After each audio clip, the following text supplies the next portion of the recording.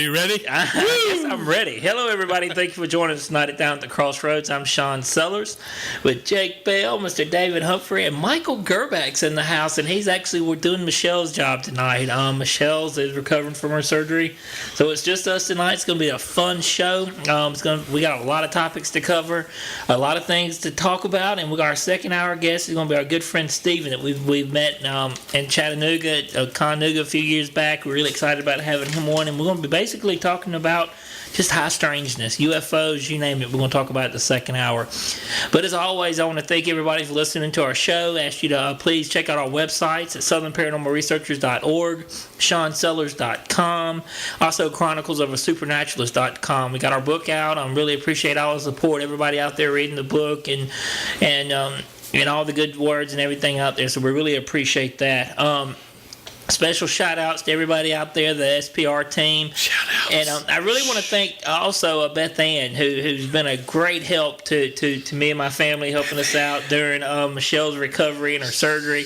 We thank you so much for everything you've done for us. But as always, got a lot of big things coming up. We want to invite everybody to visit WSFA.com, check out their community page, the blogs, where we got 2 out this week, one on Edgar Casey and the other one on Ozark, Alabama, where we did an investigation a while back. Cheeseburgers, yes. We've got some big things coming up on March 12th. We're in Atlanta, Georgia at the Phoenix and Dragon. Yes, we're back on the schedule. We're going to be down there Saturday morning. We're going to be doing a workshop on God of the Supernatural and doing a book signing and so on. So it should be a lot of fun. Mm-hmm. March 19th, we're going to be at Sloss Furnace doing an investigation down there. I'm really looking forward to that. And June 3rd through 5th, Con Carolinas in Charlotte, North Carolina. So we've got a lot of big things we're working on, a lot of things cooking, and we're staying busy. Jake, how you doing tonight, man? Man, I'm doing okay. I'm making moves. Smelling Mike's coffee. And just shaking and baking, huh? I'm shaking and baking. Well, I'm actually shaking because I'm doing the leg thing we both do where you just kind of jiggle it. Yeah.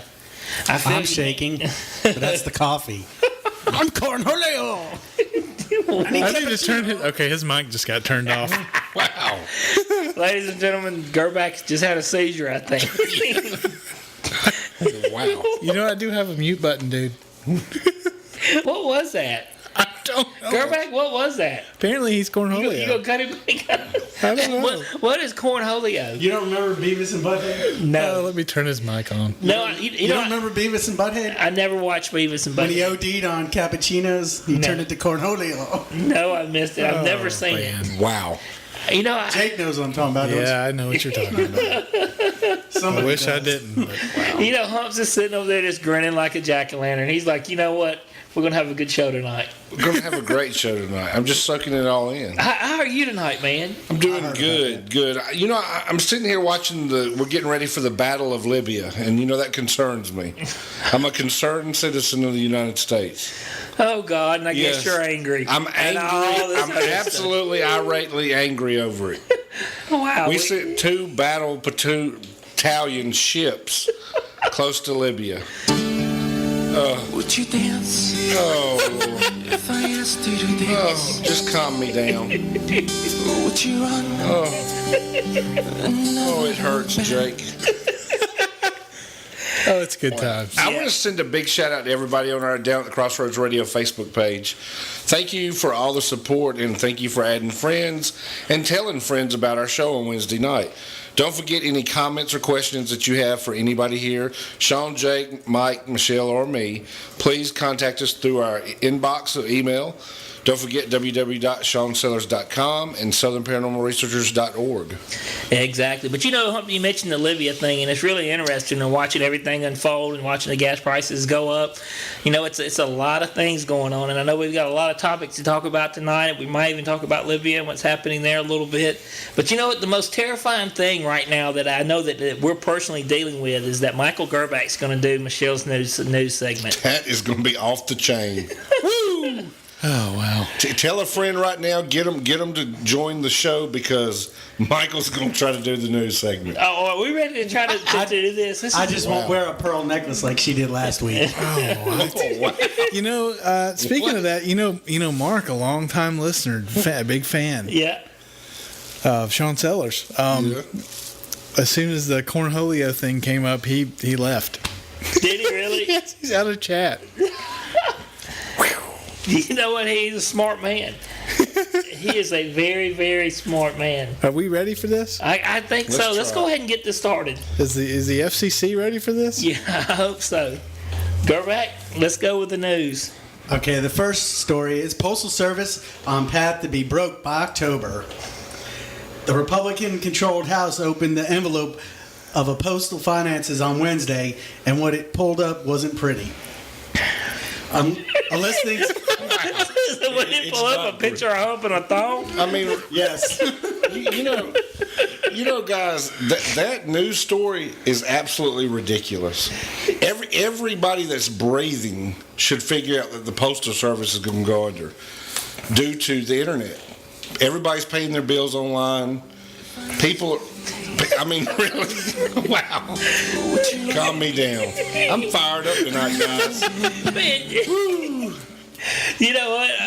You know what? Mike, keep on, man. It's all good. Well, Next question. Well, we can talk about that a little bit. But what I think is funny is... Mike is now taking over the show. Mute. Okay, so how's it going, Sean? No, go ahead, go back. No, but what I want to say is you got where you can pay over the internet. A lot of these people are charging money to do that now, like a $3 convenience fee and stuff like that. So actually, it'd be cheaper paying the 44 cents for a stamp than the $3 convenience fee. Yeah.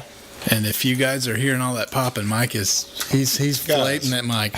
Yeah, I ain't got a pop filter. You know, it's wow. Did you really just do that? You know what? Wow, I've just completely just lost my mind. But you know, it is. Sean's going, wow, and he's checking his phone the entire Well, I time. actually had a text, and Mark actually texted us and said that he's having computer problems and he's switching, so he didn't bail because of Gerback's comment. So that's a good thing. That's what I was reading. I'm going to completely disagree with Mike because I, as a business manager, have to buy stamps every week, and I spend $240 a week on stamps at 47 cents. And you know, they're talking about going up to over 50 cents a stamp. Now, if you're just in a household paying your bills, it's one thing. But as a business, the Postal Service and the fees that they charge are way just out of control.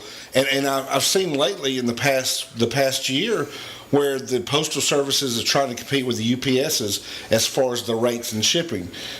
They now offer where you can put it in their box and they'll ship it for one flat rate. But the federal government and the Postal Service is going under just like everything else. Just like our gas is going up. The Postal Service is going down. The service of the Postal Service is being destroyed by fast paying bill over the internet.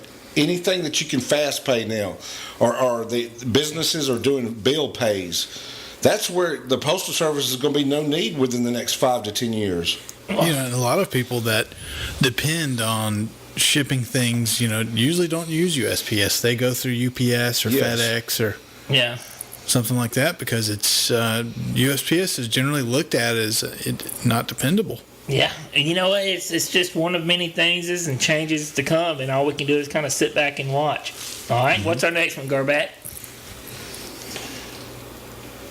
All right, court ruling in funeral protest case restates First Amendment principles. Today's decision by the U.S. Supreme Court to back the right of a small Kansas church to protest outside military funerals is shocking and not surprising at all.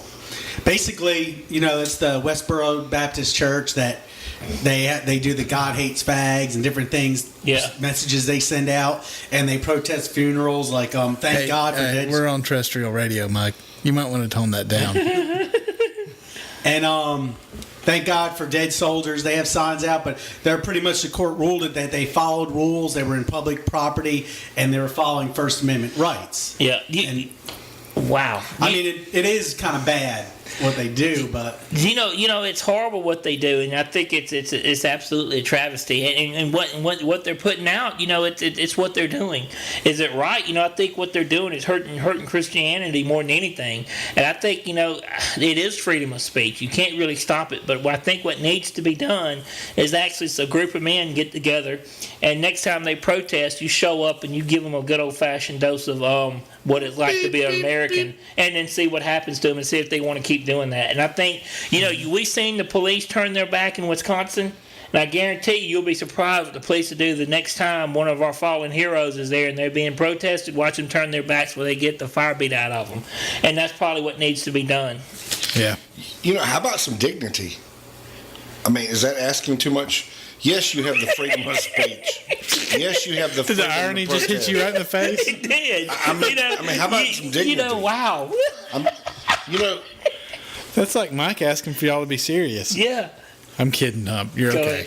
They do have that right. Hum's like, man, I brought you a candy bar, and you gonna do this to me, man? They have that right to protest and whatnot, but I mean, really, I'm serious. What are they protesting? I mean, are they trying to make a name for themselves? Not really. Are they trying to stir up a little bit in the pot? I mean, really, what are their goals? And what really all they're doing is making themselves look like fools. They're just extreme. Yeah. They're just extreme out there Christians, basically. They're not Christians. I would hate to call them Christians. You do not call them a Christian for doing that. And you have to understand this. It's not like it's a whole big church of different types of people. It's basically just this one guy and his family.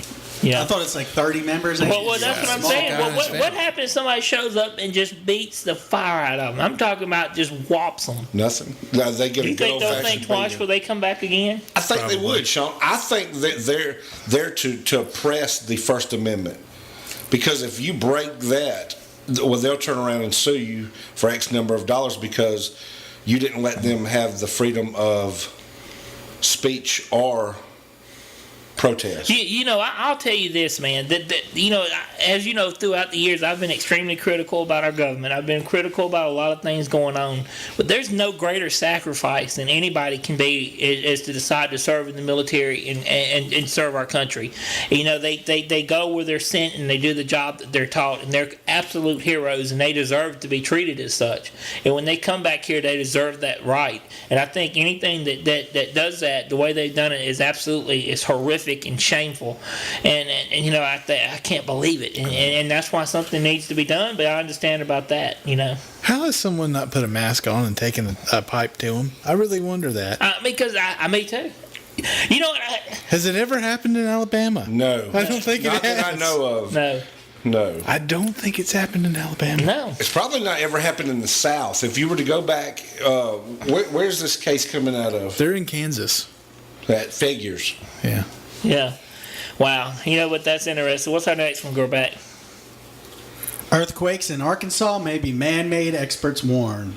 The sudden swarm of earthquakes in Arkansas, including the largest quake to hit the state in 35 years, is very possibly an after effect of natural gas drilling, experts warn. At issue is the practice called hydraulic fracturing or fracking, in which water is injected into the ground at high pressure to fracture the rock and release natural gas trapped within it. Geologists don't believe the fracking itself is a problem, but Steve Horton, an earthquake specialist in the University of Memphis and hydraulic technician with the U.S. Geological Survey, is worried by a correlation between the Arkansas earthquake swarm and a side effect of the drilling, the disposal of wastewater in injection wells. Arkansas has had over 800 earthquakes since September. I know there's a fault line that runs there, and our friend Deborah Gallagher actually emailed us a story this afternoon or late tonight right before the show, and that's why Gorback decided to read it. And it's a really interesting story about what's going on, but there is a fault line that runs through there, and I can't think of the exact name of it, but I think there was one in the 1800s where actually the Mississippi River flowed the other direction at one time when it went off, and it's an active area, but 800 earthquakes is amazing, and you think about all these earthquakes and what's happening. It kind of goes hand in hand with what's happening. We talked about it a few weeks back, with regards to the signs that's being put up by this church, where they're saying May 21st, 2011, the world's going to end. And they actually had the guy on Coast to Coast last night talking about it, and he's actually saying that on May 21st, 2011, the world's going to end by earthquakes. That's in the prediction, what they said is going to happen. And, of course, they're extremely out there. If you start looking at all the earthquakes and what's going on, it kind of makes you wonder. Arkansas just had another big earthquake this past Sunday. So I know it was one of the topics we were going to talk about. But, 800 earthquakes since September is really really out there if you think about it, So I wonder, it could be man-made or what. Jay, what do you think about it? Man, I don't even know. That's the horrible thing. I'm going to have to just see what happens. The whole earthquake thing, it's so far out of my ballpark, Well, if you look back, what you think about what's happened in New Zealand, look at what happened in Haiti, look what's happened in Mobile had one a while back. There's a lot of them happening, and there's really a lot of disasters happening. Yeah. So it really makes you wonder. We just had that big flood in Ohio. Yeah. Absolutely. The storms that came through was absolutely ridiculous. You look at the ones that came through Tennessee, where I was talking about how the floodwaters came in just a matter of minutes. They couldn't do anything about it. There's definitely crazy weather and crazy things happening. So, so I guess we see it's strange times, and it's definitely a time for high strangeness. So we'll see. High strangeness. Woo, Gerback. You got another one? Yeah, I say the best for last. All right. Britain releases UFO sighting and policy files. London, Reuters Live. Britain Thursday released 35 previously classified files documenting sightings of unidentified flying objects by the military and members of the public dating back to the 1950s. The files contain around 8,500 pages, which mainly cover the period from 1997 to 2005, include photographs, drawings, and descriptions of flying saucer sightings, as well as letters of the Ministry of Defense sent eyewitnesses in response to their account. Policemen, a soldier, Royal Air Force officer, and members of the public report sightings of objects including a chewy mint-shaped solid craft, an aerial object resembling a ring, a jellyfish, and a silver voile spin top. In one account, a man said he believed he had been abducted by aliens in October 1988 after seeing an unidentified crash hover over his London home and finding he had gained an hour of time in the process. It was a large cigar-shaped vehicle with big projectiles on each side like wings, he told the MOD. It seems to have been two very bright lights at the front and a white light flashing around and around underneath. As you can imagine, I felt quite shaken. The MOD wrote to the man informing him that the object was probably an airship, adding to the time he had gained was probably the result of clocks being put back 1 hour on the night of his close encounter. Another file released by the National Archives reveals how the RAF was inundated with calls.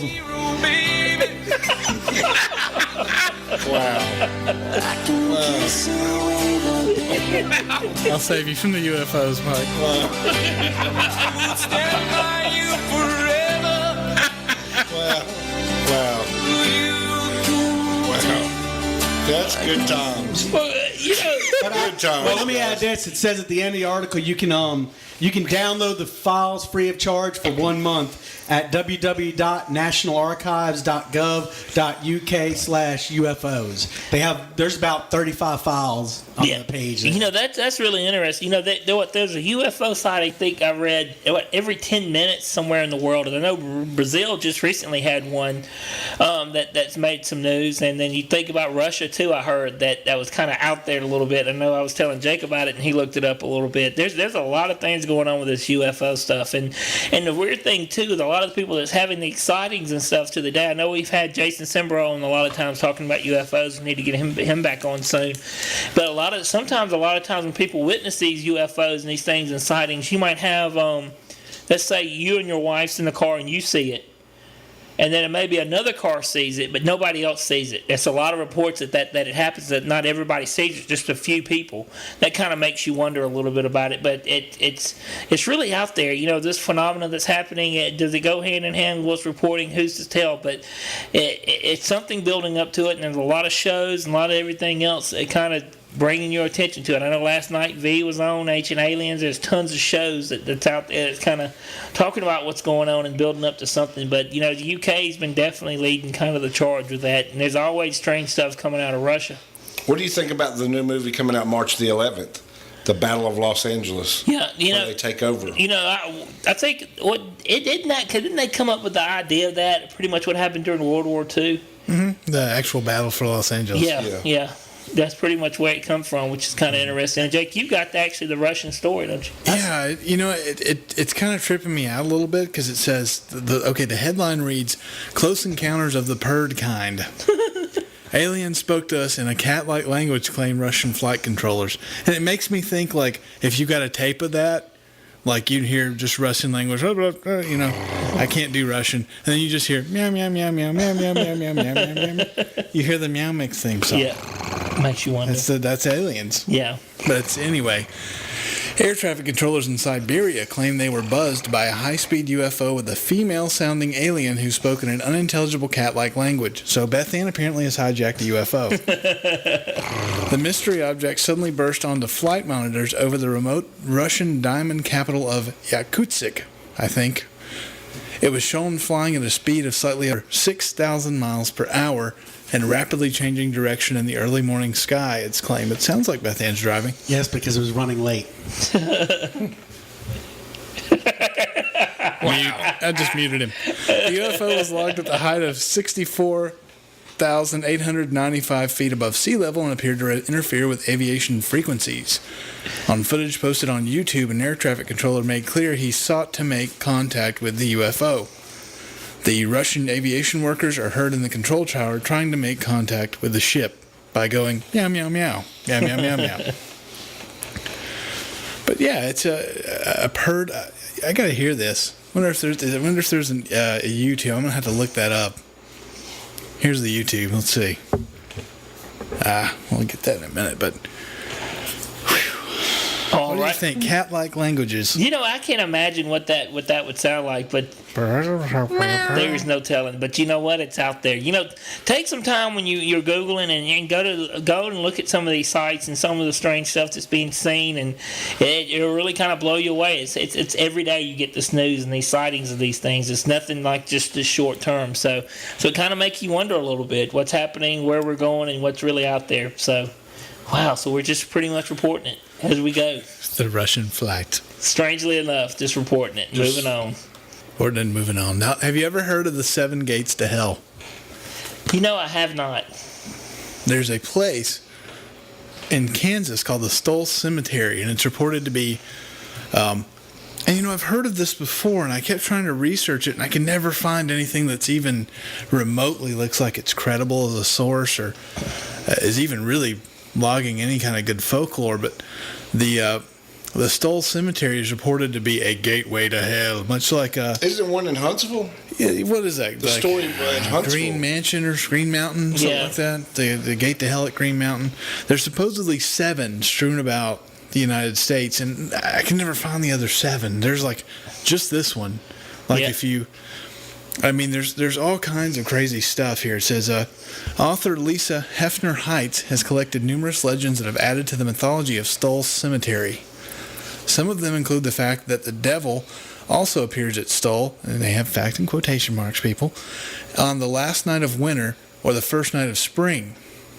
David. He comes to visit a witch that is buried there, coincidentally an old tombstone bearing the name Wittich. Really? Yes. Wow. Located fairly close to the old church. Of course, it's an old church. It should also be mentioned that there are rumors that an old tree in the graveyard, which was cut down a year or so ago, was once used as a gallows for condemned witches. There's also said to be a grave in the cemetery that holds the bones of a child of Satan, who was born of the devil and a witch. They got down. Yeah. The child, who was so deformed that he only lived for a few days and the body was buried in Stoll. Some say that his ghost may walk there, as he supposedly was a photo taken a few years ago that shows a werewolf-like boy peering out from behind a tree. So it's one of those that I like, and it's... What's the key word tonight? Keywords. High strangeness. There you go. High strangeness. That's a really cool story. If you think about it, is there something to it? We've talked a lot lately about these werewolf sightings. Your story about what your dad's seen, the story in Mobile about a werewolf child that's seen walking.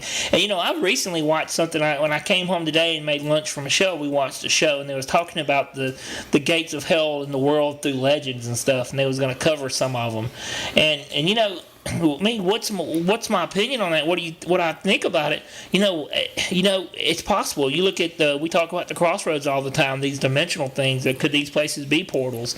And what it is? And and to me, I don't know my exact feeling. You start hearing a lot of the stories about the witches and the covens and all that, but I think the covens are more prominent than maybe a lot of people realize. Even the guests we had on the show a while back talking about that, and then could they be possible of opening some doors and causing some of these things? It really kind of makes you wonder a little bit. And one of the strangest shows, and I know I'm going all over the place, is the recent one about these people that makes love and have relationships with ghosts. Have y'all heard it? I hadn't seen the show. I haven't brought myself to watch it. I just can't watch it. Wow. I just can't. Did you just throw up in your mouth a little bit? Yeah, I did. It really makes me sick. I'm gonna be honest with you. Why? We worked the case, and one of the I guess you can say the darkest cases about a person where a person was absolutely tormented is dealing with a case with an incubus. Where at first there's different reports where at first it's really pleasurable, then after a while it becomes almost like needles like, and the person's absolutely tortured by it, and then there's a strange connection to it, and how it kind of comes in the deep seeds of the roots of the person and how it starts to destroy their lives. These things are out there, and what are these things? Do I think these things are demons, or I think they're ghosts that's happening? Brad Steiger has written about these people that had relationships with these people from the other world where they seem normal. The next thing you know, they're gone. They're not there anymore. Mm-hmm. I think there's so much out there and so much going on, and we talk about high strangeness. There's some high strangeness things happening. You talk about what's happening with the spirit mimics and these people that's encountering, even having relationships with these things, and then they're gone. And then what's happening here where people are actually being attacked by these entities, and what's happening. It's almost so much going on, so much strangeness going on. It's almost hard to kind of put it in place mentally. Wouldn't you think, Jake? Yeah, it's you see stuff like that TV show, like how did this get on air? Yeah. How I don't, and then you see you have the whole was it Stoll Cemetery? You've got that whole good stuff going on. Yeah. You've got the British UFOs that I got to save Mike from. Yeah. You got the cat lady and the Russian UFO. Yeah. It's a lot of high strangeness. Now, I want to ask you this opinion. Is this us? But there's no more good stories about Juliet Gordon-Lowe. No more sweet ghost stories. There's no more fun little things. Things are out there right now. We've talked about it a long time on a bunch on the show how things are different.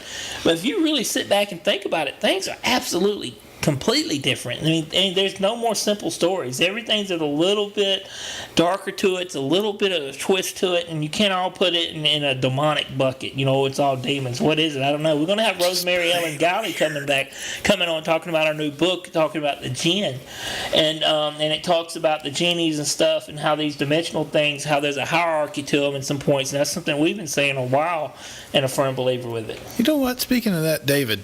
Yes. You got 3 wishes. Go. I wish for world peace. Oh, God. Please don't insult our intelligence. Yes, okay, please. There we go. Pizza. Pizza and a new truck. And what's the first one? Because the first one you said don't count. No, honestly, you get 3 wishes. If I had 3 wishes right now, I'd want to be healthy for my family. Me having good health. Like not heart problems, like good health. I'd like to make sure that I'm a provider for my family and make sure that all my loved ones are taken care of. What's your other one? That's it. My loved ones are all of y'all are taken care of. Sounds like a State Farm commercial. I mean, I don't want nothing really for myself, We all know what he's saving that third one for that he can't say on radio. Yeah. It's okay, man. He's pretty much going in Charlie Sheen mode. That third one. Big shout out to Charlie Sheen. Well, Jake, what would your 3 wishes be? Mine? Pretty similar to David's. Just I want to be financially secure in a job that I love. Good health, obviously. You see how much I'm doing about that. Yeah. And third is just I've always played around with the whole idea of immortality. I'd like to be here till the world ends. Yeah. How about that? Just to see. Yeah. Just to see Why what- not? Well, Jake, you're pretty much on the path that you are. you know, it's just a matter of time. This coming from a man who turned Snuggie into a robe. There's nothing creepier than you saying that looking like that. You know, I'm wearing a robe. That's all right. He's wearing like short shorts and a robe. In a sleeveless T-shirt. He's got a Snuggie on backwards. Wow. Gerback, I'm scared to ask Michael, but I'm going to ask you Keep it anyway. PG. What would be your 3 wishes, honestly? 3 wishes. I don't know. I'd have to give that some deep thought. Really? It's no thought, Yes. really. Really? Yes. You know, I can be your baby. Wow. Deep thought. I can kiss you. you don't have a clue, do you? No. All right, here we Mike, go. you do. He don't. Wow. You know, I would stand. Well, you think about it, you only have 3, so But you know, before Sean does his, you know, as far as wishes and wanting something, you know, Sean, we've all talked about it the past few weeks, and it's really hit home with people I know and people that I see and deal with from all around the social networks and stuff. You know, it's not about me. It's about what I can do for others.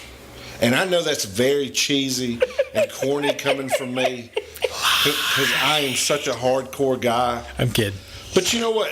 I've seen everything I want to. You know, I'd like to see a little bit more, but I've done a lot. Okay. I mean, I've done a lot of stuff in this young life that I've Yeah. lived. Mike, why don't you show him a little bit more? Oh, I know what it is. That's why what the chocolate bars are. It's like My Name is Earl, where he's telling it for his, yeah, But you know, he's doing it for others. He brought chocolate. it's not about me anymore. You know, man, I'm gonna be honest. I don't know about 3 wishes right now. That's a really tough one. But I can tell you this: I can honestly say, and it's a blessing from God that I'm doing exactly what I feel like I'm supposed to be doing. You know, when we travel around speaking, meeting friends, hanging out, meeting people that I really feel like that we're doing what we're supposed to be doing and making a difference. Sitting here doing the radio shows, I'm enjoying. You know, and I look back to the past where I've come from. Even when we first got started, we really thought we was enjoying this. We was having fun, but we wasn't getting the fulfillment we needed out of it.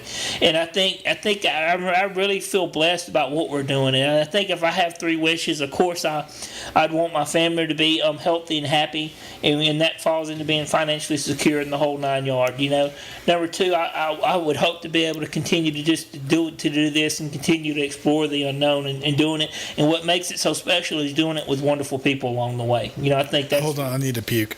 Oh man, that's horrible. And continue to do that. You know, and my 3rd one, I just don't know. You know, I don't know what my 3rd one would be. Another Charlie Sheen guy. Fried chicken. That's your 3rd one. You know, my 3rd one would probably be. You would want the lady that cooks fried chicken at Davis Cafe to live forever and live in your home.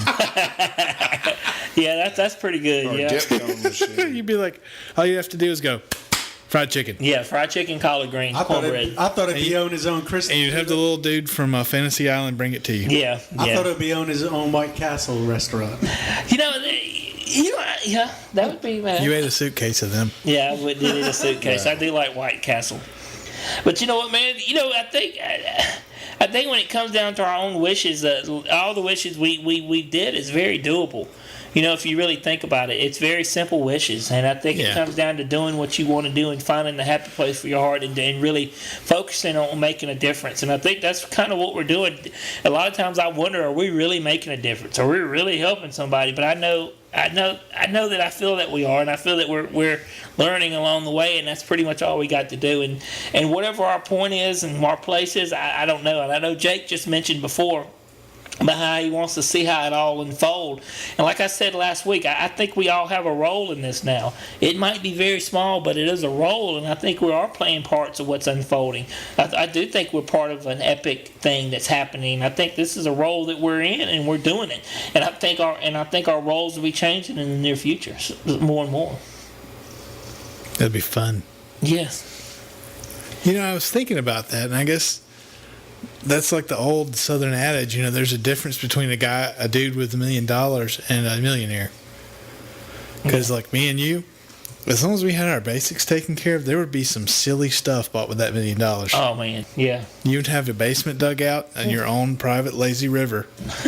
We've talked about this. Yeah. With a dip cone machine. Yes, I mean, yeah. So you could float by the lazy river, and you'd float up to the dip cone machine, make a dip cone, Float on down. float on down. But if you think how eccentric we are, could you imagine us having a lot of money? It'd be ridiculous. It'd just be stupid stuff. You know, I think the most ridiculous thing about me is my clothes. Would be my clothes. Probably. I mean, I wouldn't change much, but I would probably look ridiculous. The Snuggie robe. Just because I could.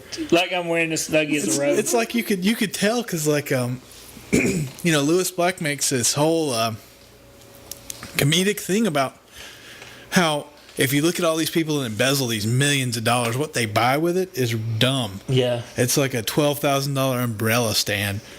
And he's talking about how he would do something just crazy, you know what I mean, with it. And you can tell that, you're good. You're happy with kind of what you got, and it's fine. And if you get a chance, like that once in a lifetime, you can just do something totally ridiculous with it. Yeah.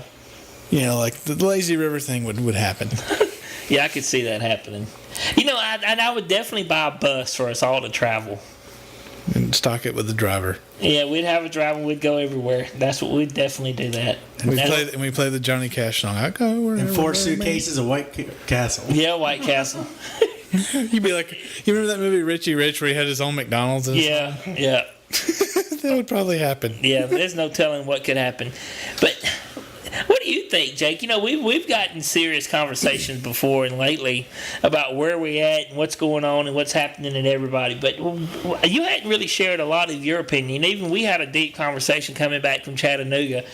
But I really think, and I see that you're in a lot deeper thought about all this than you're letting on. You're giving a persona of it's normal Jake, but I think you've really been in a lot of deep thought about a lot of this stuff, a lot of things we're encountering, what the direction we're going, and what's really happening.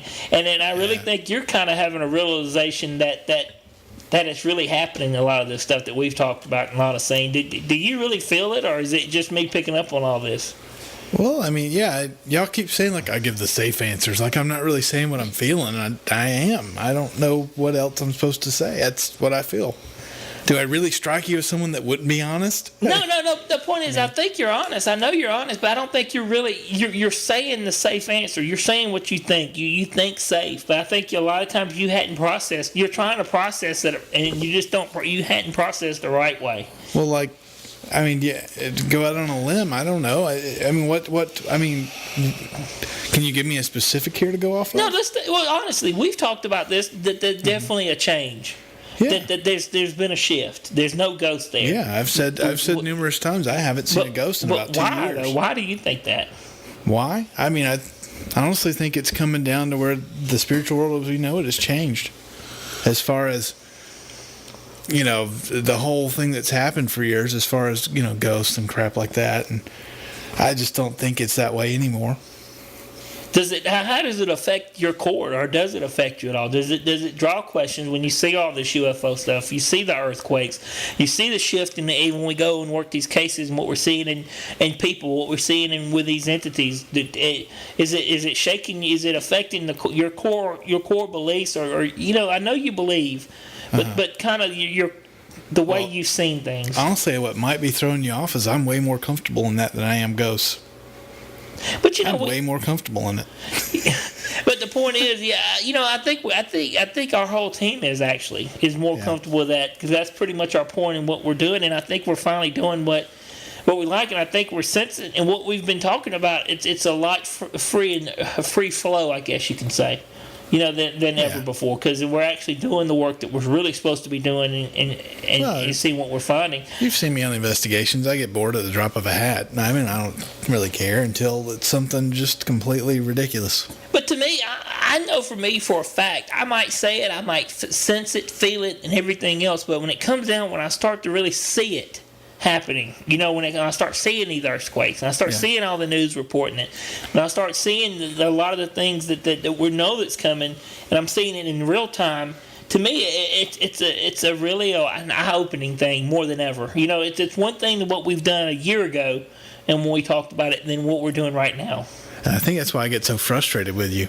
Yeah, it's because I'm completely on board and good with that, and never mind. Are you not terrified? Are you not concerned about what is it going to be like next year? Think about where we've gone from year to year. Concerned, yeah. Not surprised and accepting, yeah, too.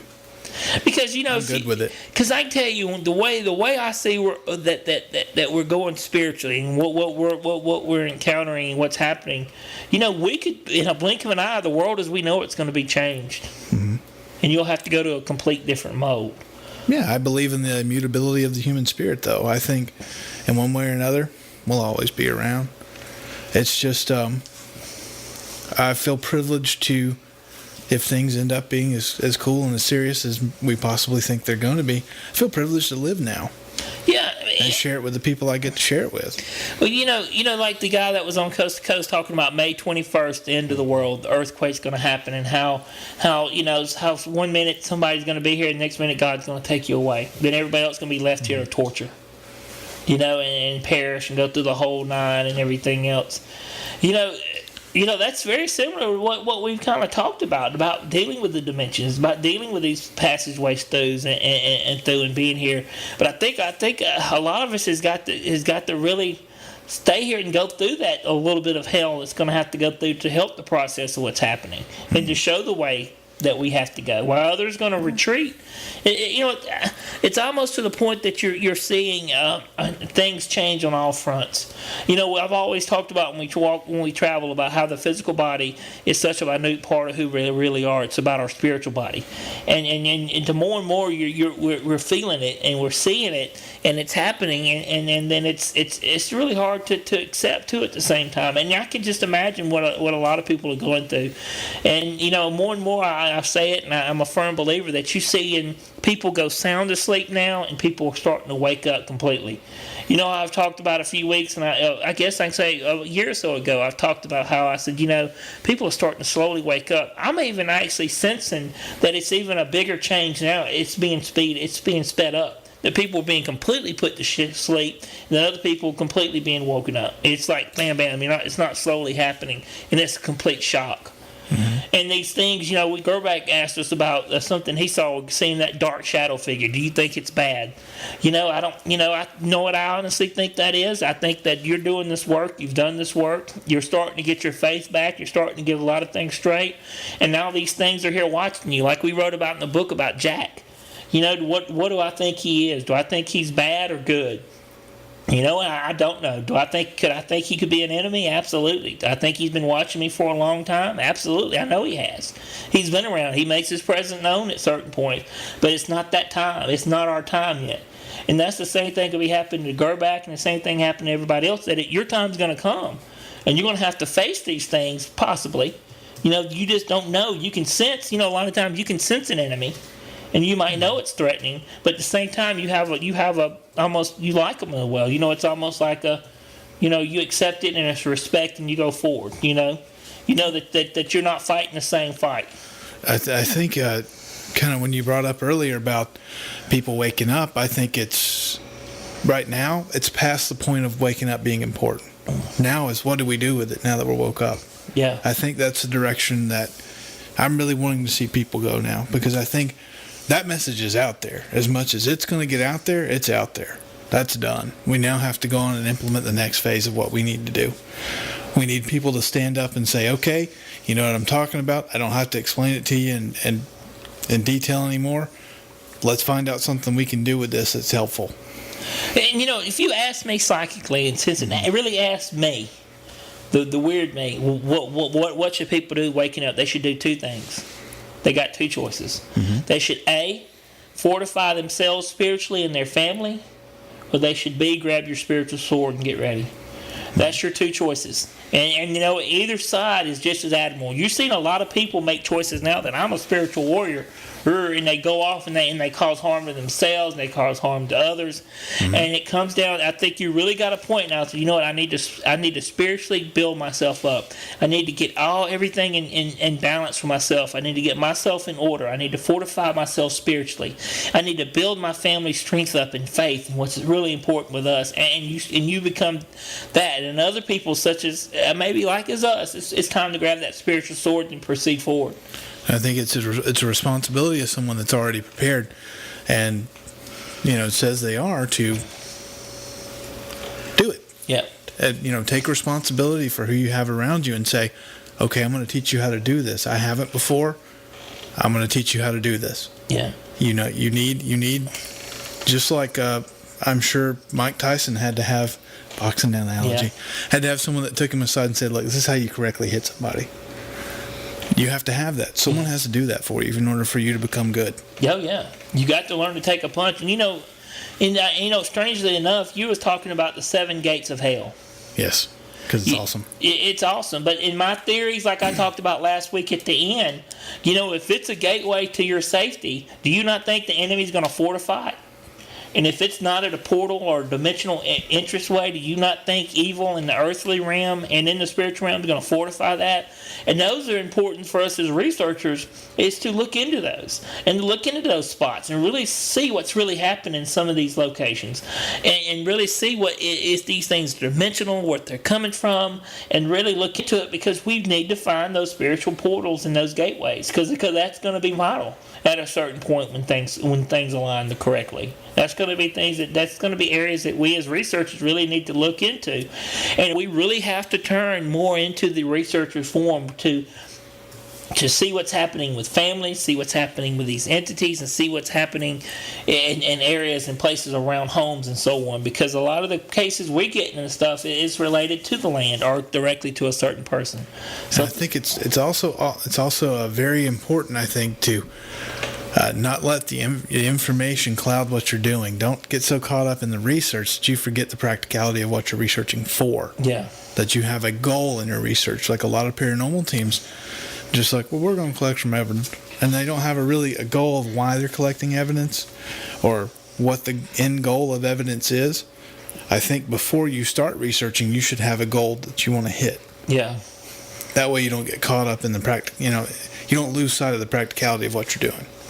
Oh, yeah. I agree. And, I think with regards to a lot of us as sensitives and psychics and the people are waking up, and it's a beautiful thing, but at the same time, you've got to say, okay, I'm getting this ability. I'm honing my skills. And now, and is God giving me this to be a chip coffee type of psychic? He's giving me this to warn my family. Is He giving me this to see a little bit further than most people? Is He giving me this to help work in different areas instead of try to look at me? I think when you're starting to get your abilities, it's so important now to really humble yourself even more than ever, and know that you have these gifts and this stuff is ability for God, and you got to see what the purpose is and what's really out there, what's going on. Now, I'm not slamming anybody if it's out there to make money, to do readings. You do what you have to do. That's not what I'm saying. But I am saying that you have to really find out what your purpose and what your ability is, what its real purpose is in helping progression of what's happening spiritually in this world today. It's so much to it. And we had Russ Dizdar, is that his name? We've had him on the show. He was talking about the cults and stuff popping up and how it's growing and how we kind of teetered on how we really felt about that. And I really think the covens and these cults and stuff, they are growing because they're pulling together spiritually in spiritual numbers, and maybe that they're trying to harness this bad energy that's out there and the good as well.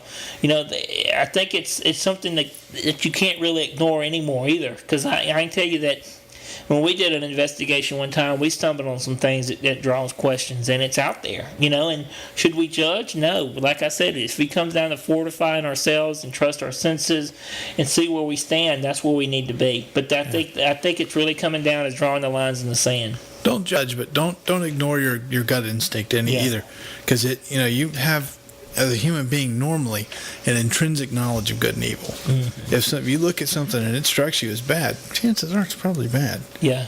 Don't look at it from a brain point of view or from a brainwashed point of view where you start boycotting Snapple because they support Howard Stern or something. You know what I mean? Yeah. Come on. You got to just use your brain on that one. But if you go out into the woods and you see something like a rudimentary altar or something, and it strikes you in not very a good way, listen to that. Yeah. You have your own ways of perceiving things, and generally your instinct is going to tell you right. You just have to learn to trust it and interpret it for what it is. Exactly. But the point is, too, you have to learn to look for these things, too. Well, yeah. You have to learn to listen to your senses and to look for these little hints of things, and it's really important to kind of trust that and to go as we go forward. And I think that's one of the biggest things that as we continue to push forward, it's really we're pushing forward into a darker place. That as we go forward, it's becoming more and more darker. You can look at, when we talk about the post offices, you talk about the schools, all the money problems, what's happening in the world today, everything that's falling apart. That we're slowly seeing the world crumble. Literally with the earthquakes, and it's out there, and it's up to us to kind of see where it is, and that's where our place comes in, and that's why when we do these internet shows and we have the different guests on and so on, that it's important to listen to everybody. There's hints of truth in everybody that comes on, and try to draw as much as you can from it. And Indeed. That's where we at. Humpman, you've been quiet. I know you've been over there thinking. And what do you think about everything? I mean, you're absolutely right. I think as far as people going on their spiritual journeys and stuff, the churches have failed us, and a lot of churches have. So, but I'm gonna ask you a honest question, an honest question. What do you think about you know how we talk about how we go forward? And doing the spiritual work, and you went with us with the clinical. We needed those roots, and you knew how to do it, and it works. That's the perfect magic when you come down to dealing with those roots. Well, how do you feel about the covens and everything out there? Do you think that they're hurting the spiritual world? Are they helping, or what do you think actually happening? I believe if they're doing it for the wrong intent, absolutely. And there's a lot of people out there that are doing it for the wrong intent, for their own personal gain. I personally, I'm not for covens or big groups or stuff. If you're gonna practice that way, just do it by yourself. I mean, why would you need a bunch of people to do your own thing if you're doing it the right way on your own spiritual path? Why would you have to have a group of people to, hey, let's get together and do this? Not really, that's just my opinion. I just don't think that the intent is there for anything good. And if you're doing the intent for something bad, it's just holes being opened up everywhere you turn around. Yeah, that's just my opinion on it. The church group or whoever that is saying that May 21st, 2011 is going to be the end of the world. They are also saying to turn away from churches, that the churches has failed, and that's one of the things they're kind of preaching and everything. But that's a church, right? That's a church saying that. Yeah, basically. Is that not crazy? Is it just me, or is that just not the most asinine thing I've ever heard the world's in a long crazy. time? Well, I mean, you now more than ever have got to start taking responsibility for yourself, for your own spiritual level. Absolutely. If you go to a bad church, it's a bad church. You're responsible for it. Just like if you go to Montgomery Public School Systems and you can't really spell well, it ain't necessarily their fault you can't spell well. Yeah. You know what I mean? You got to, at some point, personal responsibility comes into that. As far as getting yourself right. You're right. You can't blame other people for the problems that you've had. You've had to step to the plate. If I can't spell good, that's not my teacher's fault. I said spell good. Yes. Irony. Anyway. But I get that. And there's a lot of people out there that practice and that have these covens that the intent is not good. Mm-mm. Well, that happens all the time. But we also have churches out there preaching the word in the way that they want you to interpret it. That's, I think, is wrong too. But this is a time of false prophets, and it's a town of muddy in the water, and everybody's getting clouded, and you've got to use your own discernment and really, really weed things out. Got to have a personal relationship that is the foundation of your beliefs. Amen. I know Gerbeck's And not. what about the people that are doing it for good intent but aren't doing it properly either? Cool. They don't know that they're blindly walking forward, but they're not walking on their own path But they're because hurt- but they hadn't searched their own hearts. I think the answer lies in our hearts. And a lot of the people, I can tell you psychically that I see people preach and I see their hearts telling them something completely different. I mean, it's there, but the key is you got to explore. You got to search for these answers and search for the things and see what God's purpose is and where we're supposed to fall into place. I think it's a big answer. I know it's going on our break and getting ready for our guest coming up next hour. It's time. We got Stephen Drew coming next hour. We're going to talk about some... Oh, you pushed your mic away. I'm trying to get you to do the keyword. We're going to talk about some high strangeness. There you go. High strangeness. We're back from break. Had to buy us a little time there. Oh, yeah. We're ready to go. All right. Your shorts are way too high. You need to pull them down. Wow, Sean. I got underwear on. Those are really short. Are you sure? Are you positive about that? No, I'm really not. Why are you looking there? Shorts are optional here at this This show. is my face. I'm looking down at the sheet and I'm like, well, Sean leg. Yeah. So I have to kind of get that straight before we go right back. Yeah, straight. Right back into the show. Wow. Woo! Okay, so we got our second hour guest, Mr. Stephen Drew on. Sean has... These are sensitive mics, David. Wow. Did you forget that? Wow. Anyway, All right. help me out here. I can't. We have our As second you know, hour David just dusted everybody in radio land.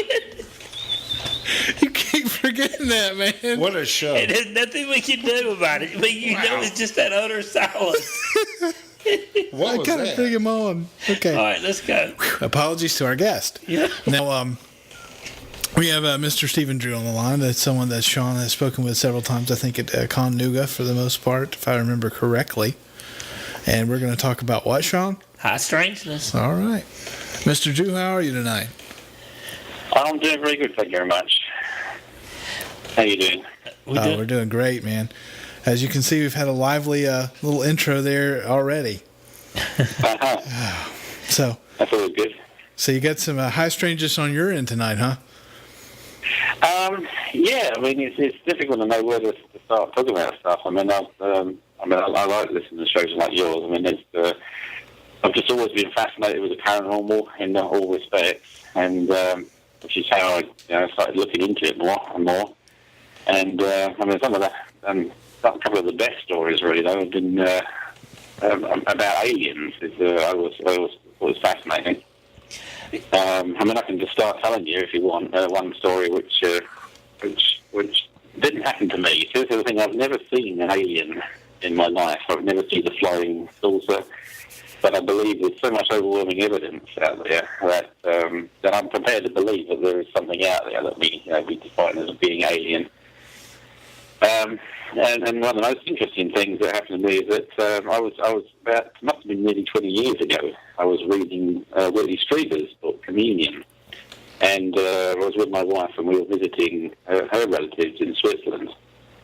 And I was kind of excited about this book. I'd seen Willie Strieber on the TV and trying to just defend himself against people who were criticising him. And he seemed believable. And I was reading the book and I just started talking about it with the relatives, and they said, "Oh yeah, well, I believe that because that's happened to us." Yeah, look, amen. And I said, "Oh yeah, very funny." I said, "I won't talk about it then if you think it's silly." And they said, "No, really, we've had that experience. We've seen them. We've seen the little grey men, and we've had this experience pretty much all the kids' lives." And I'm like, I was actually. Nearly fell off my feet because it's like 1 minute I'm reading about it and next minute I'm sitting next to relatives who actually said they have had the experience of all the classic abduction stuff, missing time, strange figures by the side of the road, lights going through cars, and then it started all around the time of the birth of their second child. And a really weird thing. Excuse me, I've got a bit of a tail end of a cold. It started around about the birth of the second child they had, and the uncle Ada spent a lot of time working at night, leaving the aunt with the 2 children. And she apparently woke up one night because she could hear footsteps coming up the stairs in the house.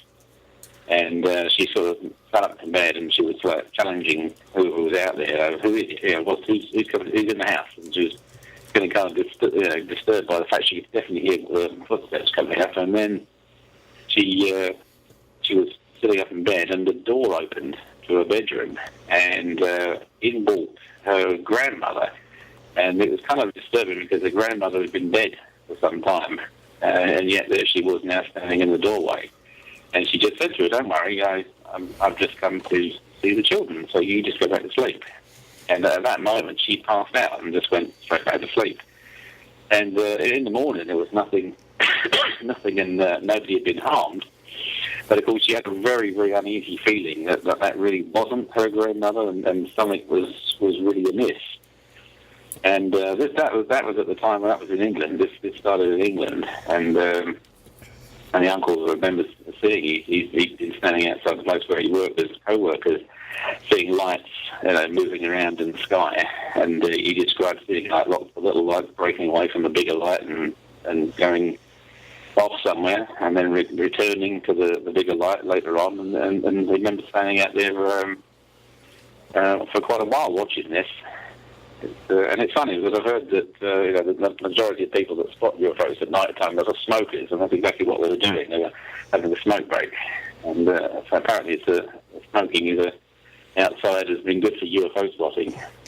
And so I mean that's the interesting thing where it started for them, and then of course as the children got older, there was an incident that they had when the children came running in from the fields, and this is in Hampshire in England. So they came running in from the fields around near the house where they lived, and the kids were screaming that the little grey men were coming after them, and they were terrified that these little grey men were all in the field and they were walking around coming to get them. And this is of course during the day, which is unusual, I think, even in itself. To be a daytime event. And so they told me about this kind of thing, and of course, time had gone on. Apparently, these little incidents had happened, and then they moved to Switzerland, and excuse me, and the phenomena followed them around, and it's mostly it mostly happened to the aunt and one child in particular. And they both had experienced missing time. They find themselves sort of like suddenly in different parts of the town where they lived, and they'd been in the car together and seen somebody appear at the side of the road who tried to sort of hail them and then disappeared again. And at the same time, they've had lights that have come like at the car, through the car, and they've been driving. And apparently a really freaky incident with a cat that they owned that apparently could see something in this fellow's bedroom. And they spent about a half an hour walking down the corridor from one end of the apartment to the other, really, really cautiously. This cat, he could see something that nobody else could in there. And this cat was just very, very disturbed and very cautious as it moved along. And so to me, that was kind of mind blowing to hear this all. It was confirmation to me because relatives, they had no reason. Once I established they weren't just having a joke, they had no reason to lie about it, and the stories are kind of elaborate. Oh, I'm sorry. Stephen, that's why I wanted you on the show. It's such a blessing when we travel around and speak and you have people that's interested in the same thing. And I wanted to bring up something real fast. You mentioned about the cigarette smoke. In my theory and some of the things that I found, the reason why people witness the UFOs while they're smoking is because they actually, while they're smoking the cigarettes, they're relaxing and their vibrations are lowering. And that's the same thing why a lot of the people go out to the desert and so on and do the meditation circle circles and able to lower their vibrations and open up and see the UFOs in the sky. And when you mentioned the Greys actually chasing the kids, we've talked before, and I believe that these things are dimensional, and it's very similar, like in England and in Europe, so on. A lot of them witnesses the Greys and UFOs, and here in the South and where we come from, people witnesses the Haints, where these beings with these black eyes just kind of follows them in the woods and so on. And it's really been amazing that I found in some of our research is how a lot of times it begins with the birth of a child. How when a child's born, sometimes it's just like it kind of like propels and it really starts from that point on, and then it's kind of after that family for some reason, and this is starting to happen more and more. And I just thought that's why I wanted to kind of bring it up and kind of catch you up on this story so far. And what do you think about all that? I think I like the idea that you're in obviously in a more relaxed state, you're receptive, but I also think that the fact that if you're smoking a cigarette, you're outside and you're kind of looking up and looking around. So, definitely there's I think there's probably a relaxed attitude towards it as well. You're more open-minded if you're not stressed out. Yeah. Which, of course, that's a whole area in itself about relaxing the mind and not being stressed and people not being able to sort of develop spiritually because they are also stressed and so shut down. What was the rest of the question? There was... Oh, I'm sorry. We was talking about the these things being dimensional and how they kind of follow families. I know you've been investigating the paranormal and so on and so far, and I don't know how much work you've really dived into this side. I know you have a lot of theories, and that's one of the reasons why I wanted to have you on the show.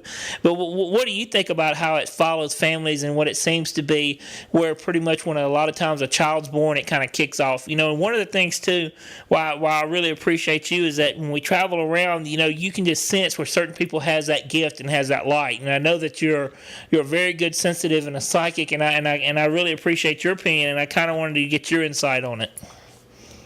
Well, thanks very much for that. To me, it's I believe it starts with the birth of the child because I have no direct experience of this alien thing, but the literature would point to the fact that whatever these beings are, they're actually orchestrating, they're actually orchestrating the whole sort of child's events. So they're bringing, I'm trying to find the right word. It's not really sort of like, they're there. They're kind of like manipulating events. They're manipulating the birth. I know the aunt. She had phantom pregnancies before. She's had what she believed was a child that was taken away from her as well. So I think there's, literally it was there in the womb, and then it wasn't. And I believe it's the aliens are doing sort of genetic manipulation. They are actually guiding certain families. It's obviously not everybody, but they are guiding certain families and their bloodlines, and that's where you get a lot of generational sort of alien interference in people's families, as I understand it. And books like the Threat by that David Jacobs, on the most recent ones I've read, that points to an awful lot of genetic manipulation going on in the population. Yeah. Well, what is the child like? Is the child sensitive now, or is it what is the child like? Is it I know a lot of it seems like, and what I found, and a lot of the people that have this, that that's almost like an attack on the family, and that kids normally is sensitive and really kind of open to the spiritual world or to the other side. Was this child the same way? I'm not that familiar with them. Now they're all sort of grown and married and living, in another continent. So, but as far as I know, the other children in the family didn't really have much of an experience. It was the two oldest ones. I don't remember them saying they were particularly sensitive. Although it was my understanding that they were quite a sensitive family. But again, it was particularly the aunt. It's almost like she was more the focus of the main attention. Because there was a crossover with her into the paranormal, into the ghost world. She had some psychic events as well. One event which I was party to was which basically affected the whole family. It was when her father, my wife's grandfather, had died, and it was I'm jumping ahead. We didn't know he was dying essentially, and the families were based in two houses, and roughly that sort of magical time in the morning, somewhere between 3 and 4 in the morning, there was this great gust of wind that just rushed through the house and made everybody sit up. Everybody woke up. And in both houses, and it was a little while after that, of course, they got the call that the grandfather had died, and everybody believed it was him going through his house. And it was a little while. It was a couple of days after that. The same aunt who had the alien experiences. She was back there with another one of the cousins, and she'd gone in the house. And the heating system was switched on. It was kind of an ancient heating system, and it didn't have an automatic. You had to actually physically switch it on, and it was a big, heavy switch. And so something switched it on while we were in the house, and it clunk, and the heating system came on. And they were just kind of running in the house and running back out again, getting some stuff. And so they'd left the car running outside. And just a little while after that, they were kind of just freaked out by the fact that the heating system come on. So they would turn it off, and then they could hear the car outside. It was revving really heavily, in exactly the same manner as the way the grandfather would have. He used to rev his car every time he started it up, and it was just it revved, and then and they got outside, and that's when it sort of stopped. So she's had a lot of like paranormal things. So yeah, she's definitely a very sensitive person, I would say, yes. Well, Stephen, I wanted to ask you too. We've talked about some of this too. Since you've been was involved in the paranormal, doing the paranormal research. We've talked how it's pretty much turned for me. My main focus is really the high strange things, and that's pretty much where we're turning to. But it's almost to the point of being sensitive and being open to it. It's like you really can't help it. It's just an absolute shift and a change. Have you sensed that? And if you have, when did you first start sensing the change coming on?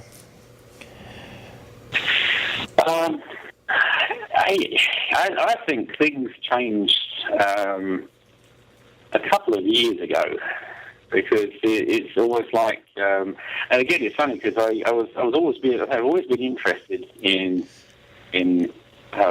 paranormal things. Did a lot of reading in it, but I didn't really sort of get into gear until my children were born. And all of a sudden, I just had this drive to really establish a kind of a spiritual outlook on things, and that's when I sort of started looking into things, going into things. I went into the Reiki, which I'd never heard about, the energy work and healing, and I believe that was kind of like that also sort of was part of my opening up to being a little more sensitive.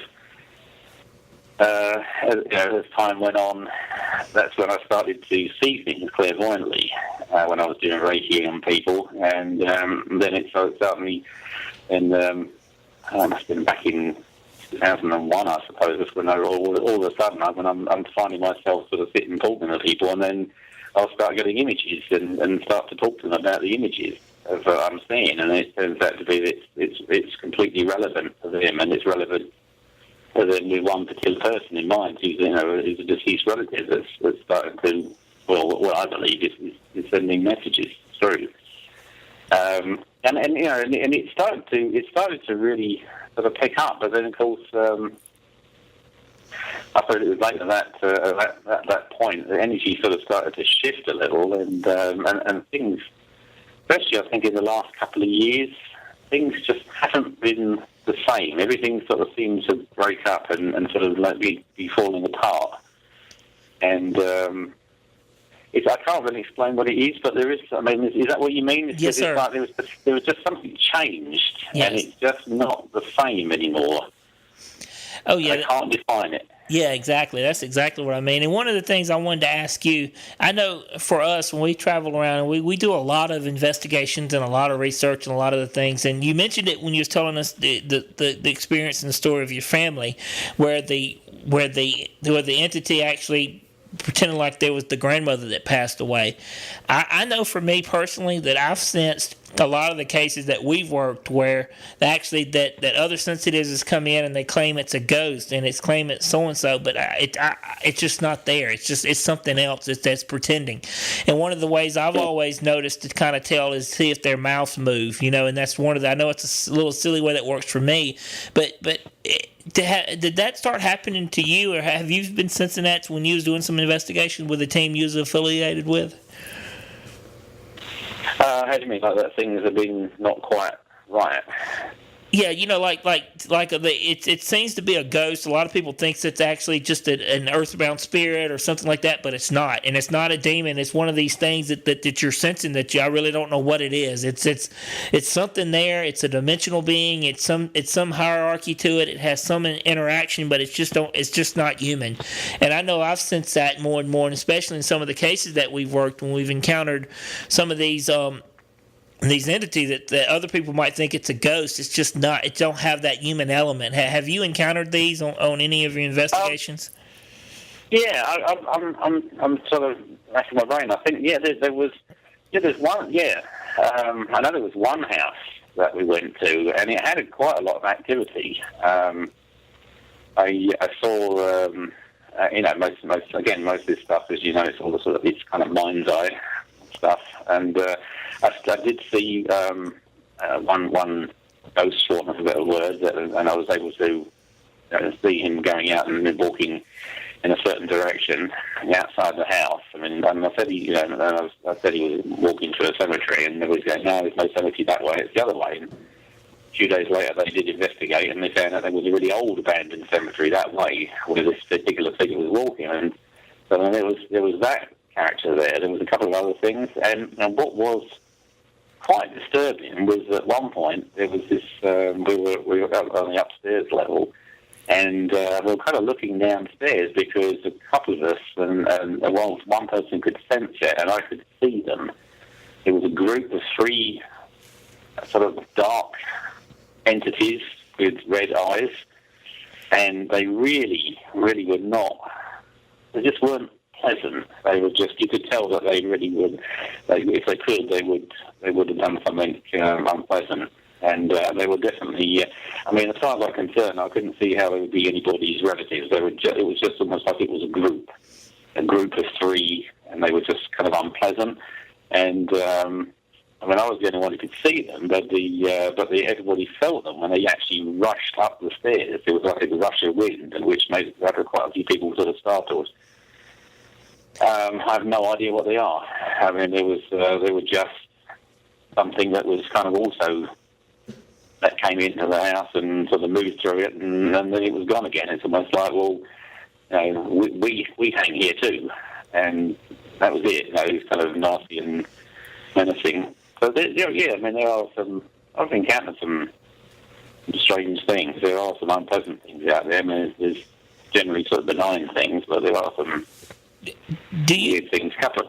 Yeah. Do you think those things are pretty much the fault you can put in the same basket as a lot of the aliens and the UFOs? Do you think, in your personal belief, do you believe that what people are encountering are dimensional beings, or do you think they're actually from other planets?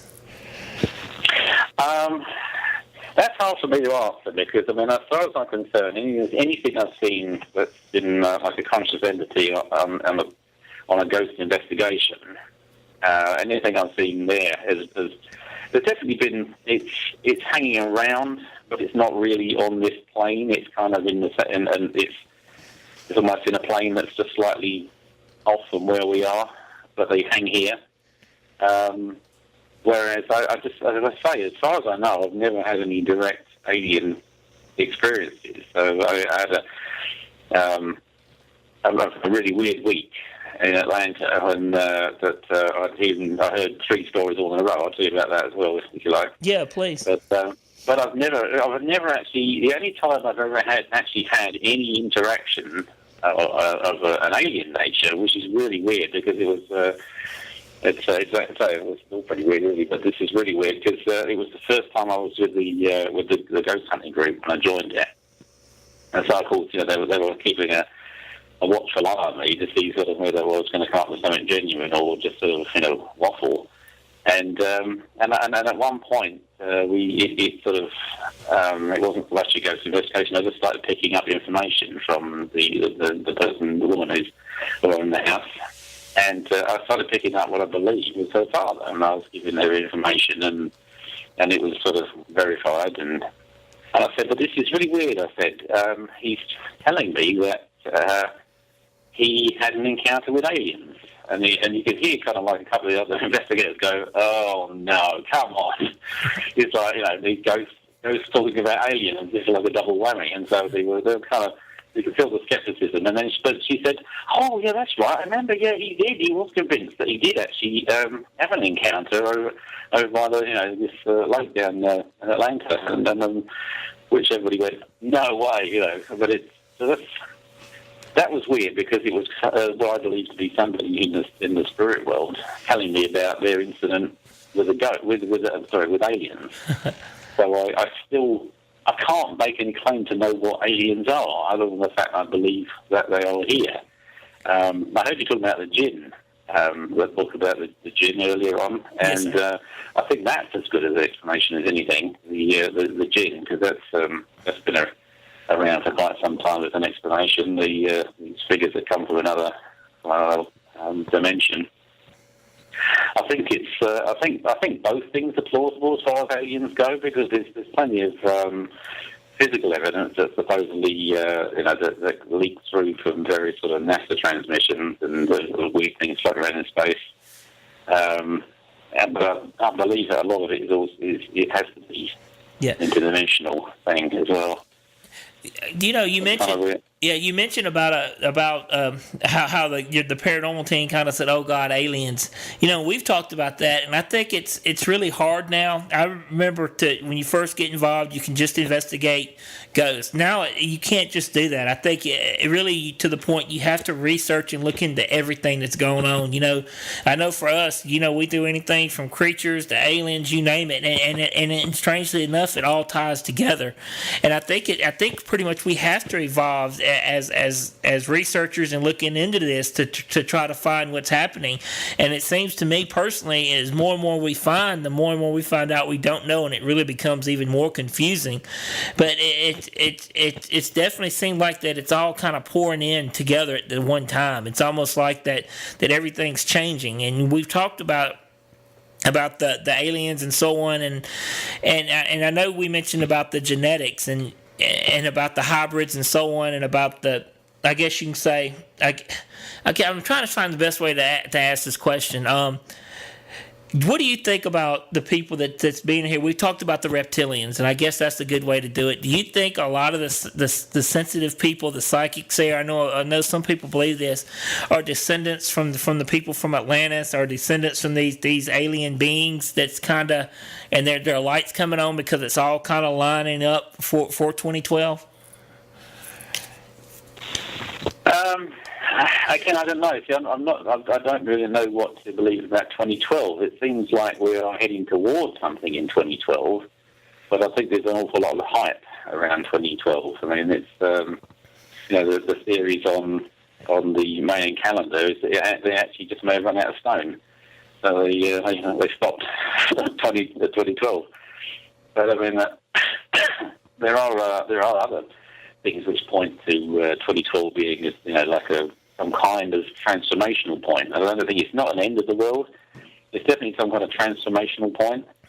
There's a lot of earth changes going on. I think it's the magnetosphere that's weakening to a point that any sort of large coronal mass ejections would sort of get through now, completely knock out our communications and possibly fry part of the earth. There's, as you know, there's all these central about these earthquakes that's going on. There's a lot. The pole shift is happening, and we're overdue for ice ages. I mean, you need to see the weird cold weather we've had recently, and there's definitely earth changes going on towards 2012. And then there was that time wave zero thing as well, which is kind of fascinating. Where who was that? That was Terence McKenna or somebody. Terence McKenna who made some calculation based upon the I Ching, which is essentially a binary code. system, the I Ching. And he made some calculation that actually sort of, I think that these points in the graph actually matched major historical events. And of course the big news on that is when it got to around about December of 2012, the spike just shot off the graph, and that was it. There was essentially no more plotting history there, which is kind of interesting. But it should match up with all these other 2012 prophecies. Yeah, and you know what? Isn't it too with a lot of the people that the remote view, they see pretty much disasters and stuff coming for 2012. Hadn't you read? I know I've heard some of that, and we've talked about it as well too, about how the governments are preparing. With the underground bases, almost like they're preparing for something to come, and they know that these changes are coming and that something's going to happen. Yeah, I don't doubt that that's the case. I really think that there's no doubt that there's a rich elite that runs this world, and if anybody knows anything, it's going to be them, because they're going to be way more advanced in what they can know or find out about events coming, and they're not going to tell everybody because there's obviously not going to be enough space or enough resources for everybody in the case of a major disaster. So essentially, I think it's quite plausible that there is preparations going on for some kind of big disaster or big change. Again, I don't personally feel it's going to be the end of the world.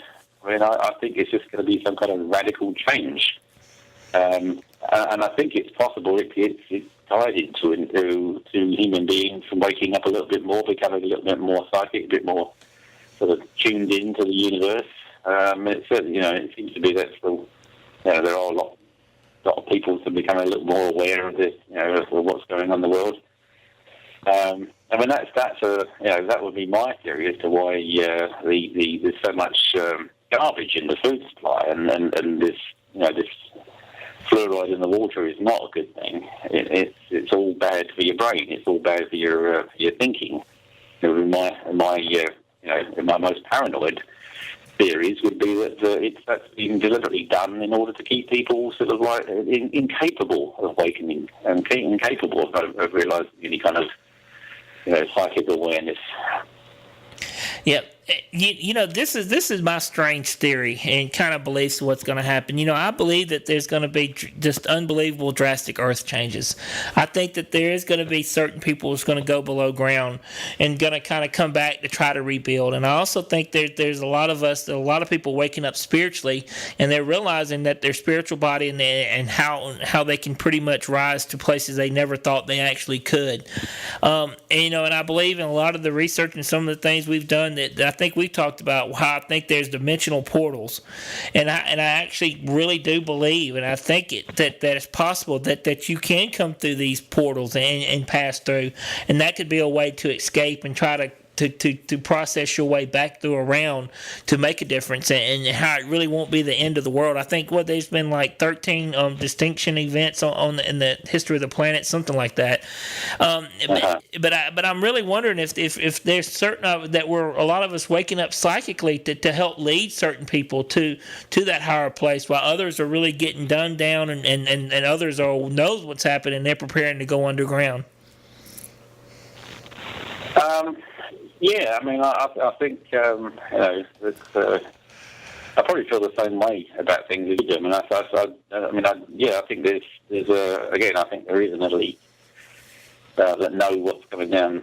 Because they've been kind of mostly in control of it. But you can't control natural earth changes and natural cycles. But they're going to know what's happening. They're going to know what's coming down. I mentioned that David Jacobs book. It's called The Threat, and he essentially says whatever the Greys were up to, it's done now, and they're kind of done with whatever they needed to do. A lot of people say they're actually trying to create hybrids of humans and Greys or whatever aliens, and that's another possibility. They're trying to create or conserve what the bits that they want, the bits they like of the human race before the human race kind of goes under. Yeah, Again, it's kind of can be depressing, but it's also very fascinating because it's just like you can see something is happening, you can see a lot is happening, but it's not really knowing what's going on is what makes it fascinating. For me, anyway. Yeah, that's what we've always talked. It's almost like it's a scary time, but it's also a great time to be here because I feel like we're a part of something, and I think everybody that's sensitive and is in this field in some way, shape, or form, and especially in the side that we're trying to do, that we really have a role to play in helping others and getting the light flipped on them and get them to ask questions themselves and really look for their own answers and proceed forward. And I really think that's kind of a lot of our goals. And we talk about everything's going to line up for 2012, and we talk the change that's coming on, and it's hard to we've talked about it, it's hard to ignore the stories about what's happening with the reptilians and even passed down through history about these tall beings. Could they come through when everything lines up? Could there be a door open that they come through? Could they come through and help rebuild? And could it be something underground? There's a lot of people that believe that the reptilians and these aliens are actually underground. There's a lot of things too that I can tell you that a few years ago I wouldn't believe, and now I wouldn't absolutely put it away. Well, that's it. I think the idea of reptilians being underground is probably because we built the bases for them. It's like, so people know they're there because we made the space for them down there. Yeah. But the reptilians. I've not found it yet because I've been too lazy to look for it. But apparently, in the Gnostic literature, there is the archons are actually described very much like what you would expect to be a reptilian or a grey alien. So, that being said, it's they've probably been around for some time, interacting or just hanging around, in humanity's journey for the last few thousand years or more. Because all ancient scriptures have got, I think it's the Vedic scriptures, the Hindu scriptures have got stories of the Vimanas, the flying craft, and I believe the word for the people is the Nagas, which is like the serpents. And there's a lot of serpent gods in the past. All these ancient stories, even the Nephilim, I think, in the Bible, and it's they're equivalent to the Anunnaki or the Sumerians, and they're all these ancient sort of beings that have been around, along with us, and all behind the scenes, and they're kind of they're interdimensional, again, like the jinn. They're there, but they're not really. They can jump in and out of the physical planes. They're just sort of using us or watching us, or in the case of the Greys, maybe manipulating us. It's. I personally feel sometimes that the whatever the Greys are up to, if they are the robot machines, they may have even got stuck on autopilot. They may actually not be doing anything of any use anymore. And it's a funny thought that I had a while ago that supposing that whoever was genetically manipulating humans to sort of stop the program and went off somewhere, but they forgot to switch off the robot. And then the Greys have just been doing this over the last few thousand years, and there's no point to it. They're just doing it because that's what they're programmed to do. That's a funny kind of idea I had a while ago. Yeah, you're right. You talk about the ancient beings. One of the things I've heard about talking about the giants. Well, that's where the Native Americans hold their hands up and go, how they make sure they don't have the sixth finger, and that's some of the things come on. And I remember the stories here in Alabama with Chief Tuscaloosa supposedly stood 7 feet tall and had 6 fingers. And you look at a lot of these ancient beings and these things. There's something to it, and it's amazing. And what's really important that I've found along the way is as strange as you might think you are, as you travel, you meet others, and it kind of fuels the fire where you're going.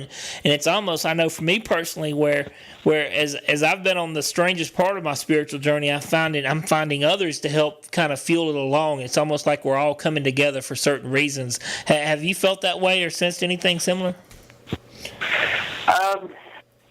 Kind of, yeah. It's almost like, and it's funny because it's difficult for me to talk about it because it puts me in I don't really know what. Sometimes I don't really know why I'm here, but sometimes I feel like I'm just sort of travelling between points, and it's kind of like thinking in my lot to go and just witness things and go and be there and not I'm not. I don't know what it is. It's just this feeling that I have, that I've been moving around or I go into situations because I'm looking at it for somebody, and it's that's one of the weirdest feelings I've had about me and what I'm supposed to be doing here. Since you've really been on your journey and you're doing your work, have you ever noticed any strange beings that's kind of followed you around, or anything particular, like just almost like something that seems familiar to you that stays around, and every now and then you have an encounter with it?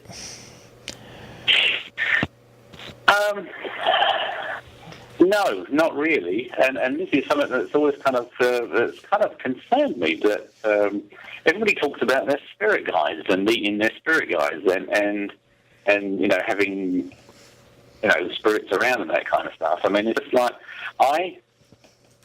I'm not aware through it by any personal experience of any spirit guides of mine. I don't feel, and I actually feel alone in the spiritual journey. I'm not one of those people that can say, "Oh yeah, I've got guides here, guides there," and I have this. And I think I don't feel like I have that. I just feel like I'm on a solo journey, and it's kind of, it's funny. I don't know whether it's. I can pick up on other people's kind of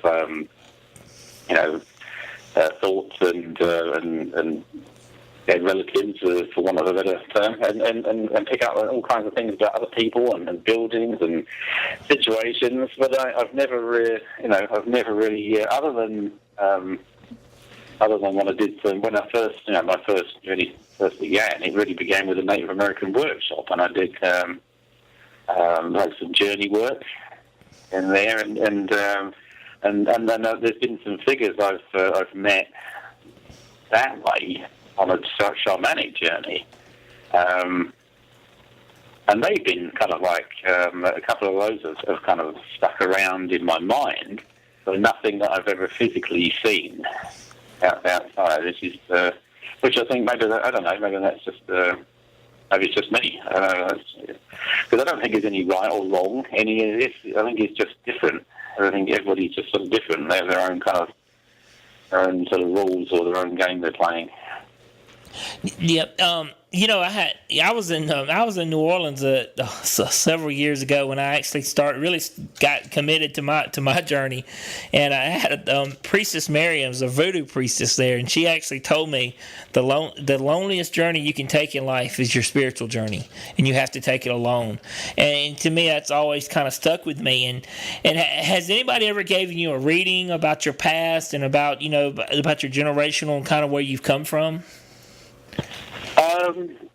Yeah, there was. I did go to before when I was first getting interested in the whole psychic thing. I went to some psychics, and there was one that was she seemed very sincere, and there was what she said was kind of correlated by somebody else, another psychic, but she was very clear on what she saw as my past incarnations have all been as somebody who was a healer of some sort. She could see me as, like African sort of witch doctor types, or sort of priest types, and just generally that's what I'd always been. And but it wasn't all good. I mean, so apparently I did when I was an African witch doctor, I did abuse my power. And that's why certain events have happened in this lifetime, or certain situations I've had to be, I can see why they've happened. Because of apparently what I'm making up for the bad things I did. So I don't know. That's what I've been told, and it was interesting. I don't know. I can't say much more about that though. It was interesting. That's my lives. Apparently, have always been a kind of like this, some kind of healing sort of shamanic figure or something. I don't know. You mentioned that, you talking about your role here and how you kind of feel like you're alone at some point, and I think a lot of us kind of feel like we're alone. That's on a lot of the spiritual plane and doing a lot of this work and doing it the right way. That's one of the feelings I think a lot of us do feel is alone. But you mentioned something about how you don't have any guides around you or anything like that, and I thought that was really interesting. And I wanted to ask you first. I've had a lot of people ask me about how I feel about Atlantis, these ancient times and these beings, and I'm gonna tell you, I truly believe that a lot of us are really old souls, and I think a lot of us are really old, and we're here at this point because we're at the end of this soul cycle, and some of us are here for certain roles. Either it's as a spiritual soldier or something similar to like that, or a teacher, or somebody's here is just to observe, to go to the next realm and the next purpose. And when you mention that, to me, I think that really kind of dinged that to me is that you're really an old soul, and I think it's really important that maybe you are here to observe and to help advise in certain ways, and that's one of the things I think kind of stands out about you and your ability is that when you're there, you pretty much have a strong presence but it's definitely the light around you, and I always thought that was really interesting. Mm-hmm. Well, that's good. I'm glad it's a light around me anyway, and nothing else. Yeah, it's interesting. Yeah, it's funny. It's I don't know. It's kind of it's a kind of a personal thing to me because it's I'm sure anybody who does psychic stuff or looks into this kind of stuff, you do question your sanity sometimes. Because you just can't believe some of the things you're reading and some of the things you experience. But yeah, that's just. It's funny that I welcome any kind of opinions. That's just how I feel. I just feel like I've been, I'm kind of on my own, but I'm there for the purpose of watching, of observing, and not judging, but just to see things. It's. I don't know. It's hard to put my finger on it. It's almost like I feel part of me is actually hidden from myself, which is a weird expression. And that's really sort of brings me around to my kind of like my motivation for wanting to get out to the on ghost hunting and to do Reiki for people, and because there's certain high points when receiving, clairvoyant or medium information, or when I'm doing Reiki work on people, there's certain high points which I really genuinely feel connected to something that is the source of all things. It's the energy, and that's what kind of drives me. It's just to experience, really. I don't know whether it's clear when I'm speaking, but a lot of the time I'm sort of like I'm talking. I define things in things I can believe because there's evidence, and things I know because I've experienced it. And really, I want the experience to kind of really outweigh the things that I believe. Yes, sir. Well, Stephen, I know our time's running out. I just want to tell you thank you so much for being our guest tonight. We're definitely going to stay in touch, and I know you're going to work with some of these cases that we got coming up, and we really appreciate everything that you do. Yes, sir. And I just wanted to thank you for being a guest on our show tonight. Well, thank you very much for having me on. It's great. As you know, I absolutely just love talking about all these subjects, and I'll. Anytime you want me to go back and talk some more, I'll do it, and I definitely look forward to going on some investigations with you. That'll be my pleasure. All right, thank you so much, and it's our pleasure for having you on. You're a good friend and a great guy. Thank you so much, sir. Woo! That was our guest, Stephen Drew. So I hope you enjoyed it. It was, that's what it's all about. We're talking about a lot of strange things, a lot of things out there, and you got to kind of look at it a little bit, and that's what we've done. So I hope you enjoyed him as a guest. I know we got coming up some really cool guests as well coming up. We got Rosemary Ellen Guiley, a lot of others, so it should be a lot of fun and a lot of other topics. But I wanted to invite everybody to check out our websites once again at southernparanormalresearchers.org, SeanSellers.com, our book Chronicles of a Supernaturalist .com, and write a review. Let us know what you think about the book, and definitely check it out if you hadn't already. We really appreciate everybody out there and all the work we've done with the book. And we're actually working on our second book, and it's plugging right along. Added 2 more little stories this week, and we might add another one, but we're definitely fooling along with it. And it's going to be a little bit different, but that's fine. And we're definitely going to throw different things at you. So it's a lot of fun working on this stuff. But Jake, what'd you think about our guest? Thought it was great. How did you feel in the interviewer seat? You know what? Brother, you're gonna have to tuck that nipple. It's poking out of your shirt. Man, I can't believe you don't like my sleeveless shirt. God. Does my manly chest? It's cut down a little too much. It's a little obscene. Jake actually looks like he's uncomfortable sitting here with me in my sleeveless shirt. Well, it's not the sleeveless; it's topless. It's shorts. Wow. You know how? Did you see me laughing quite a bit toward the end? Yeah. You know what it was? What's Mike got bored and changed his name to Jackson and went, "Hello, Beth Ann." Wow, that is funny. It tripped me out. That is funny. Wow. But you know what? We've got a lot of big things happening with the SPR team, and as my shirt flops and Jake keeps staring at me strangely. But we've got Ernie's working on getting a little Chattanooga chapter set up, and we got Deborah Gallagher working on the Atlanta, so we're definitely growing. We got a lot of big things coming up, and we're looking forward to that, and that's the direction we're going. We're going to keep growing and working as many cases as possible and keep doing these shows. Yes, we are. Yes, exactly. Mr. And Sean's going to have to buy some more short shorts. I can't believe... You know what? Not everybody gets to see me in these short shorts. And your Snuggie robe. Yeah, my Snuggie robe. And your nipple shirt. Wow. Wow, Mr. Humphrey, what did you think about our guest tonight? I mean, he's pretty out there, but I mean... Hope's already got his headphones off. But he's already home. He's got some of the same views that I have about the aliens and the grays and UFOs and stuff like that, because I hate to tell you, the more I research and the more I stay into this field, the more my views have completely changed with them in the past year. Yeah, exactly. They're definitely changing. And Hump just completely just couldn't think of nothing else to say. So he said, I'm going to use a line that I use every week. He's already home. I'm going to pull it out. His mind's there. Yes, his mind's at home warming up a Hot Pocket. Wow. Exactly. Don't forget to check out Down at the Crossroads Facebook. Yes. There we go. Check out Facebook. Hey, go ahead. Help plug what you need to plug. Everybody that's on Facebook at Down at the Crossroads, I appreciate it. Don't forget, we got MySpace, we got Facebook, we got the websites, www.SeanSellers.com, SouthernParanormalResearchers.org.